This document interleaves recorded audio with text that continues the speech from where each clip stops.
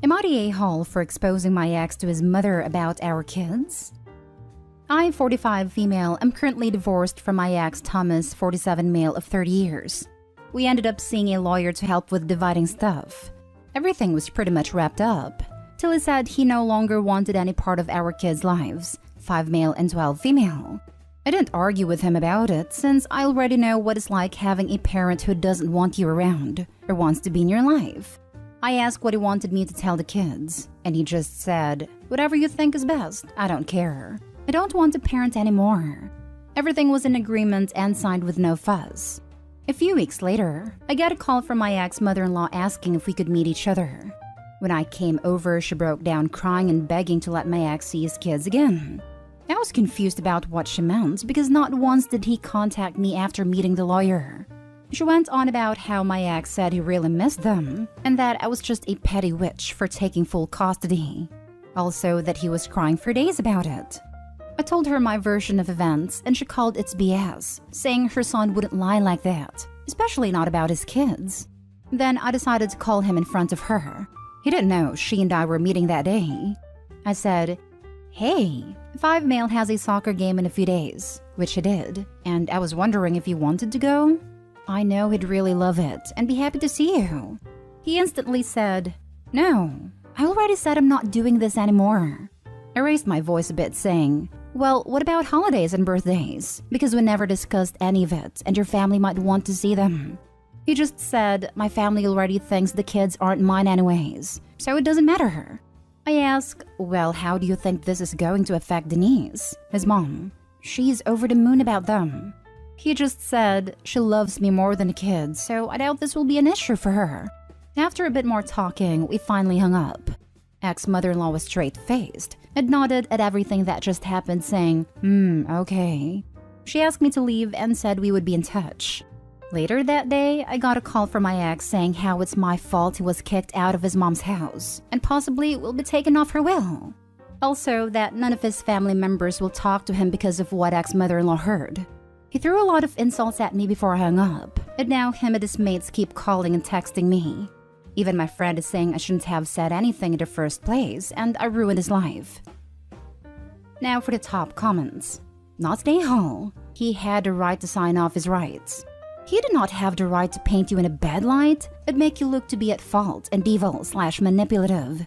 That's defamation of character. You had the right to set the record straight. His mom had a right to go no contact with her son, a grown man who didn't want contact with his actual young kids. Sounds like he's getting a taste of his own medicine, aka karma. You put it better than I could have, 100%. Not stay home. Your ex-mother-in-law deserved to know what lies her son has been spreading and how little he wants to do with being a parent. Him being mad he was caught is his own fault, not yours. Exactly. Hopefully it works out to stay in contact with Denise. Yeah, I hope so too. The sudden disappearance of their father from their lives is going to be difficult for the children, no matter how their mother tells them. The 5-year-old may not fully understand yet, but the 12-year-old will. If Grandma Denise is a good influence, which it seems like she is from what we know, I hope Opie can find room in their lives for her. She seems to love the children very much. I'm sure she'd love visitation. It may be beneficial to the children too, so they can see they still have family on that side who love them. They're already going to be dealing with feelings of abandonment. No need to make it worse by making them feel that whole side of the family abandoned them too, instead of just their father. Not stay home. He made a decision for which he knew his family would judge him negatively, so he lied and made you the scapegoat.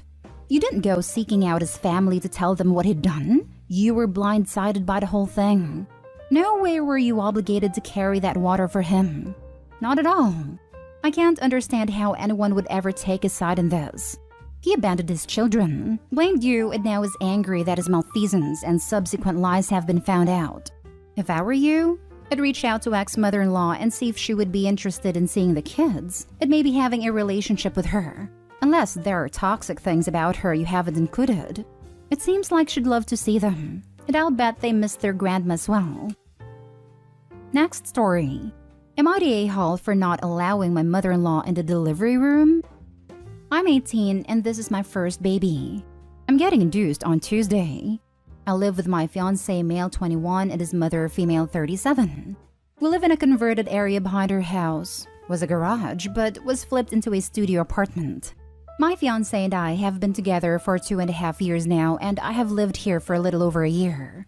My mother-in-law is very opinionated, which is why I believe we're having these issues. We're having a little boy and decided to name him Carter. My mother-in-law said it's an ugly name. She regularly refers to him as her baby, which also bothers me. She insisted that she gets a baby monitor and a key to our place, just in case we don't wake up. She's even asked to set up a schedule, basically switching my son off between the three of us so that is comfortable with everybody. She's made comments asking if I'd love him more if he was a girl, or if he came out with a condition would I still love him the same. I told my fiancé about this, but he said that is just his mom and she means no harm by it. She is just inquisitive. She has been a part of every single moment of my pregnancy, which I should be grateful for, but I feel suffocated. It's like she thinks this is her baby too, and she's a third parent. Besides referring to him as hers, she's thrown away clothes I bought because they're ugly. She's made comments about how young I am and how she's worried about my parenting skills. She's insisted that she be made emergency contact and be on all of his paperwork as well, such as medical release, etc. This morning at breakfast, she brought up how excited she is for Tuesday and that she can't wait to see her baby be born. I just had enough. I told her that my son wasn't her baby, that it was my baby, and that I'd really prefer if she stays home while I have the baby because I just wanted that time at the hospital to be me, my fiancé, and my son. She started bawling. I ended up compromising. She can come to the hospital but not to the delivery room. She said that's not fair at all. She should be able to see her grandson be born, that I'm ruining a special moment for her. Why can't she be there if they're allowing 2 people, etc.? I apologized and told her I'm just not comfortable with it. And I never told her she could be in the delivery room anyway. She just assumed. She told me that if I don't want her there, then I can leave. But my fiancé told her to stop and asked me to go back to the house. When he came back, he told me that I should consider letting his mom be in the delivery room with me for support. I told him that I didn't need her support. I needed his. I explained that I just wanted some time for just us because we didn't get that the entire pregnancy. He said that he can't support me like she would because he's not a woman and he hasn't had kids. I told him my decision was final.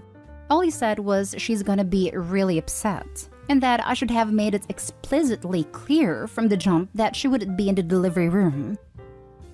Not stay home. By my math, you're older than she was when she got pregnant with your boyfriend. Remind her that if she can do it at 16, you can do it at 18. I don't know why I haven't said this to her yet, but thank you for reminding me. There's some cannon fodder for you, Opie. All kidding aside, she's being emotionally manipulative. You are 100% right. This is not her baby. You'll have plenty of support from ladies who can provide you with all the support you need during delivery. They're called nurses, and they've got more experience here than your mother-in-law can even fathom. You've got this, OP. Good for standing up for yourself. Not stay home. Can you and your fiancé move somewhere else? That woman is way too involved in your lives. I agree with your fiancé that you could have been more upfront, but I'm not convinced his mother would have accepted it earlier on either. It seems like she wants a do-over because she had her own child so young. We've been talking about it. Just don't think we're able to do so now, but we've been looking into cheap apartments. Finding affordable housing is just difficult now. I totally understand that finding housing is hard right now. But if you don't have a come-to-Jesus talk with your partner about his mother and her boundary stomping issues, it's going to get worse. The problem is not your mother-in-law, it's your fiancé. You are having his baby and he is prioritizing his mom right now over you. This is actually shocking. Put a hard stop to this behavior now or it will never end. Don't let these people gaslight you. This is your baby, your delivery, not stay home. Next story is titled, Am I the a-hole for destroying all my ex-girlfriend's data? I had a pretty big breakup a few years ago. We were together for 7 years until she broke up with me in order to sleep with Fat Jesus from the store she worked at. She refused to collect any of her stuff from me. We're talking clothes, books, manga, anime merch still in the box, DVDs, etc. And most importantly, her old laptop. Upon her refusing to collect any of her stuff, I emailed her. Partly so there would be some record of this. Partly because she'd blocked me on most other platforms because me being upset was apparently emotional blackmail. I said that she had until X date to come and collect her stuff, otherwise I would bin/recycle/sell it. I gave her 60 days to come and collect it. She replied telling me to just buzz off and stop trying to find excuses to see her, and that she did not want any of this stuff and that I should do what I want with it. I specifically inquired about the laptop, and she said she didn't care because she had her main computer, and all her files were backed up on a USB stick. I tried explaining before that it isn't backing up if they're the only copies, but she never listened. I contacted her twice from this point, telling her that she had X number of days to collect it. So if she's going to change her mind, then she needs to let me know. As for the laptop, I contacted her after the given date, telling her that I was about to nuke the drives from the laptop and have them recycled. No response. So I did a responsible thing, given that it wasn't my data. I ran dban on the drives to completely nuke them and then sent them to drive shredding place. Stripped the laptop down for parts, took what was usable, sold the rest on eBay. Forgot about it until a few weeks back. She messaged me asking if she could have the laptop back, because her USB stick had, surprise surprise, failed, and she'd lost all her photos on there, including the only copies she had of the photos of her mother, who unfortunately passed away a few years back. I told her that, as I said before, the laptop was gone, and I destroyed the hard drives. The data was gone. She absolutely flipped the heck out and told me that I'm a horrible person, and that I knew there were photos of her mother on there. So how/why would I ever do that? She thinks I'm a piece of turd, and was being spiteful, and that there was no reason that I couldn't have kept a copy of her data, as I have a huge storage server to keep it on, and that it would have made basically zero impact to myself. I know she's being unreasonable, but she's right.